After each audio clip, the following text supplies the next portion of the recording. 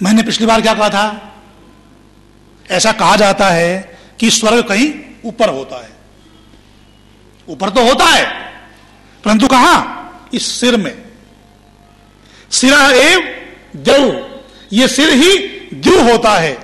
क्योंकि हम परमात्मा से जो प्रार्थना करते हैं, हे प्रभु हमारी बुद्धि को सन्मार्ग में प्रेरित करना, वो कहां से प्रेरित करेंगे? बुद्धि से प्रेरित करेंगे। बुद्धि कहां होती है? यहां होती है। ये सिर कहां होता है? हमारे शरीर में सबसे ऊंचे स्थान पर होता है। द्यू कहां होता है? ब्रह्मांड में सबसे ऊंचे स्थान पर होता है। इसलिए उसे द्यूलोक कहते हैं।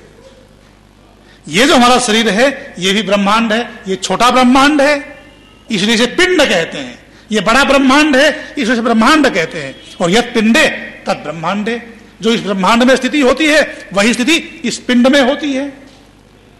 तो द्यू जो होता है हमारे शरीर का, ये सिर, इसमें जो बुद्धि है उससे हम अच्छे मार्ग पर चलेंगे। हमारी बुद्धि में अच्छे संस्कारों को हम धारण करेंगे तो इस धरती पर रहते हुए ही हम इस धरती को अच्छे संस्कारों के द्वारा स्वर्ग बना देंगे। देवता कहां रहते हैं? स्वर्ग में रहते हैं।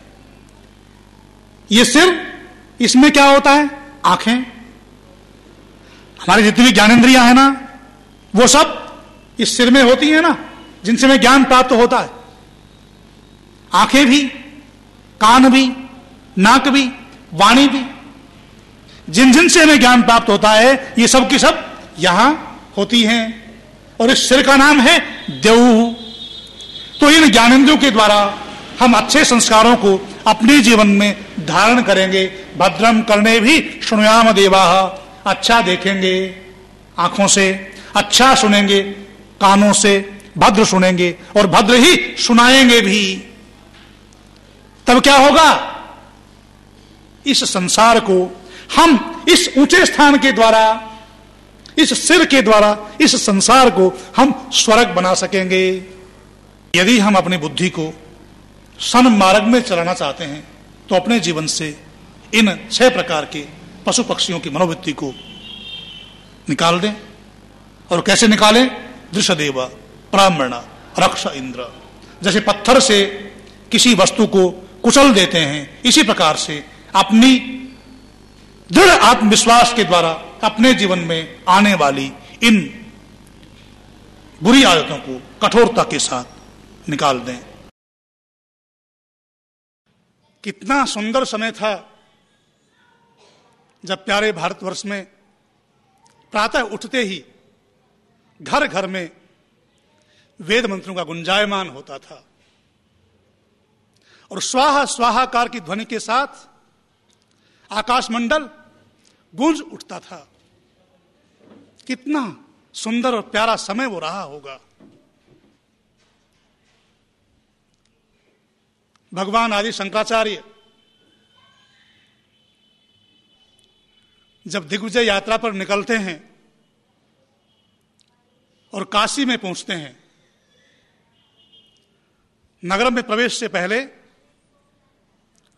पानी भरने वाली महिलाओं से पूछते हैं कि बहनों, मैंने इस देश के महान विद्वान मंडन मिश्र के यहां जाना है,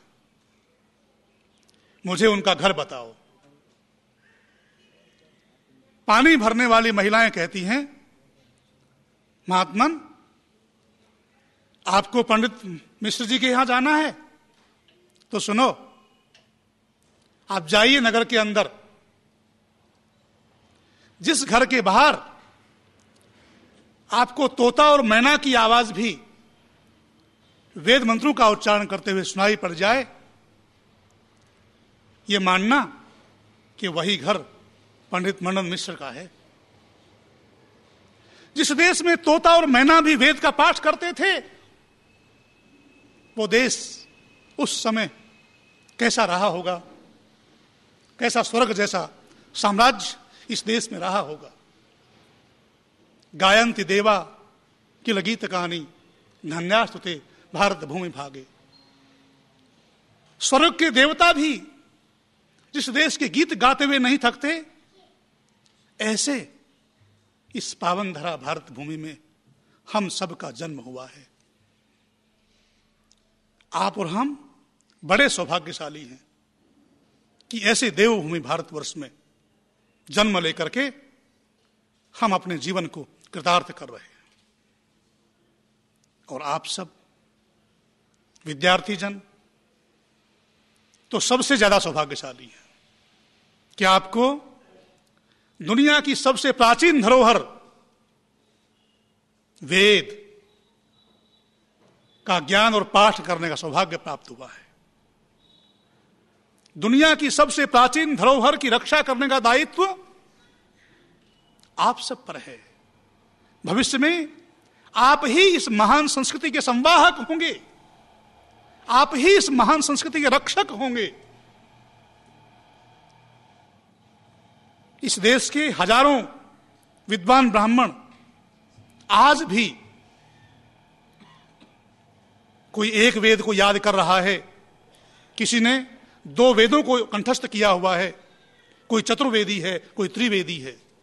परंपरा से चले आ रहे हैं। इन विद्वान तपस्वी ब्राह्मणों ने बड़े परिश्रम से, बड़े तप से आज तक वेदों की रक्षा की है। अन्य सब ग्रंथों में प्रक्षेप हुआ, चाहे रामायण हो चाहे महाभारत हो, परंतु वेदों में कोई प्रक्षेप नहीं है। उसका कारण है, हमारे माननीय विद्वान अध्यापक वृंद उस बात को जानते हैं, क्योंकि अनेक प्रकार के पाठों के द्वारा पद पाठ, क्रम पाठ, जटा पाठ, घन पाठ, इन पाठों के द्वारा वेद मंत्रों को हमारे विद्वान तपस्वी ब्राह्मणों ने सुरक्षित रखा है। उनमें प्रक्षेप कोई कर ही नहीं सकता, करना चाहे तो भी।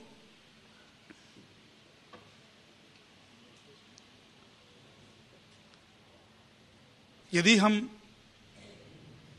अपने जीवन में आगे बढ़ना चाहते हैं, हमारे क्या कर्तव्य हैं, क्या अकर्तव्य हैं, उनको जानना चाहते हैं और संसार को फिर से स्वर्ग बनाना चाहते हैं, तो वेदों की ओर लौटना होगा, वेद की शरण लेनी होगी। भगवान मनु एक बात कहते हैं, वेदोखिलो धर्म मूलम।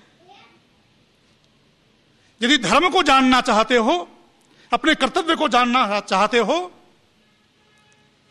तो धर्म की समग्र जानकारी, धर्म का मूल वेद है। अर्थ कामेषु सक्तानाम धर्म ज्ञानम विधीयते,